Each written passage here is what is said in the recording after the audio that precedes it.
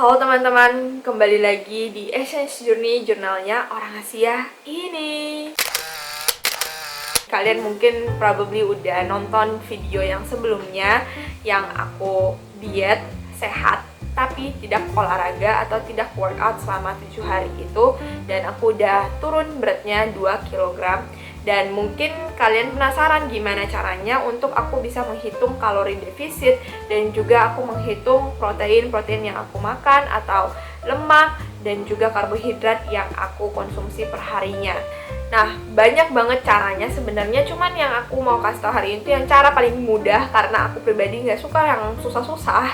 Jadi aku kasih tau cara yang paling mudahnya, kita langsung aja masuk ke perhitungannya. Misalnya contohnya Aku yang tinggi badannya 163 cm dengan berat badan 56 kg. Misalnya, aku nih udah puas nih dengan badanku yang 56 kg ini, bentuk badannya yang kayak gini, aku udah puas, aku nggak mau lagi tambah berat badan, aku nggak mau lagi turunin berat badan. Yang harus aku hitung kalorinya ya, atau harus aku konsumsi kalori setiap hari. Cara hitungnya itu yaitu 56 kg ini kita ubah dulu ke pounds atau lbs. Kalian bisa cari di Google kilogram to lbs. Nah, di situ tuh kalian bisa masukin angkanya, langsung muncul kalau di Google. Misalnya aku masukin 56 kg to pounds itu 123 pounds gitu. Nah, itu 123 itu untuk kita maintain atau mempertahankan berat kita yang sekarang yang 56 kg ini. Aku nggak mau bertambah gendut, aku nggak mau tambah kurus, yaitu dengan cara dikalikan 14. Jadi 123 tadi itu aku kali 14, hasilnya adalah 1722. 1722 kalori yang harus aku makan perharinya untuk mempertahankan berat badanku sekarang saat ini. Nah, sedangkan untuk kita yang mau menurunkan berat badan, apa yang harus dilakukan? Yaitu hasilnya itu tadi 1722 dikurangin 500 kalori. Cukup 500 kalori aja yang kita kurangin per hari atau kalori defisitnya untuk kita bisa menurunkan berat badan. Nah, kalau dikurangin 500 kira-kira 1222 kalori gitu ya. Nah, kenapa kalori ini penting banget? Karena kalau misalnya kita nggak menghitung ini, kalau misalnya kita makannya mungkin terlalu dikit, kalorinya terlalu sedikit yang kita makan, itu juga nggak baik untuk tubuh kita. Kalau terlalu banyak, kita malah bertambah berat badan gitu. Oke? Nah, sedangkan sekarang kalori ini kita hubungkan dengan nutrisinya yang itu. Aku mau memperjelas ini dulu di awal. Kuantitas makanan yang kita makan, banyaknya makanan yang kita makan itu tidak mempengaruhi berapa banyak kalorinya. Sebenarnya yang membedakan misalnya kayak burger dengan makanan kayak sayuran, itu adalah nutrisinya gitu.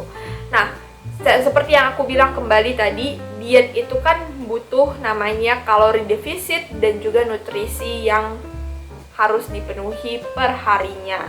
Misalnya aku cuman makan satu kali doang burger ini, tapi kan kalorinya terpenuhi sih iya, tapi nutrisinya enggak gitu.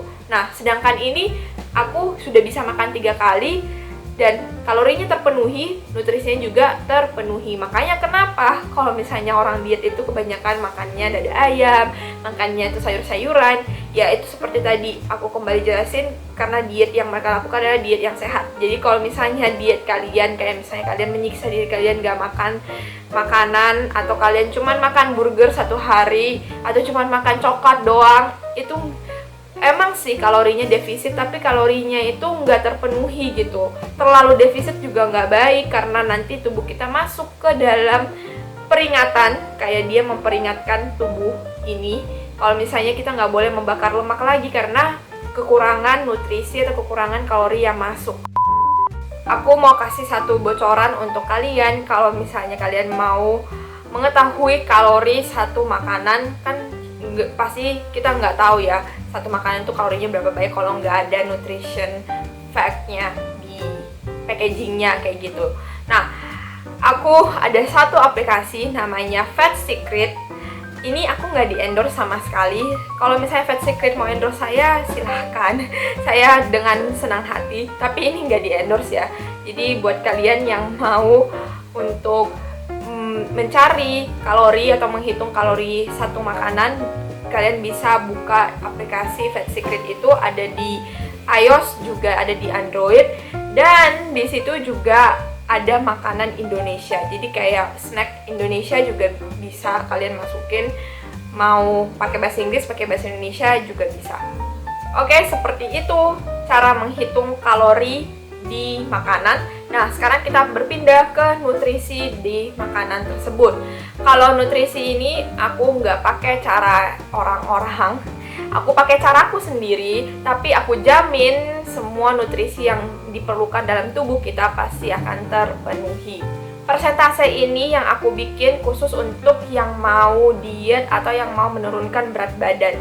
Oke, setiap kalau misalnya mau maintain berat badan atau mau gain muscle, itu beda lagi persentasenya. Yang hari ini aku kasih tahu adalah yang mau untuk menurunkan berat badan. Aku bagi kalorinya itu menjadi 4 kategori. Yang pertama yaitu buah-buahan dan sayur-sayuran di kategori pertama.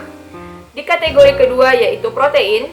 Di kategori ketiga yaitu karbohidrat dan lemak.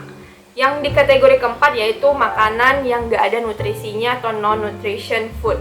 Kayak apa? Kayak snack-snack yang kita bisa beli di minimarket kayak gitu, itu nutritionnya sangat-sangat sedikit, jadi masuk yang keempat, snack ya, snack yang berkemasan. Nah, di pertama ini persentasenya yaitu 50%. 50% dari kalori yang kita butuhkan per hari. Jadi kayak misalnya aku 1200 kalori, 50% dari itu yaitu 600 kalori, itu aku harus makan 600 kalori buah-buahan dengan sayur-sayuran. Kalau misalnya kalian bingung mau sayur-sayurannya lebih banyak atau buah-buahannya, terserah dari kalian. Kalau aku pribadi saranin untuk sayurannya lebih banyak daripada buah. Kenapa? Karena buah mengandung gula.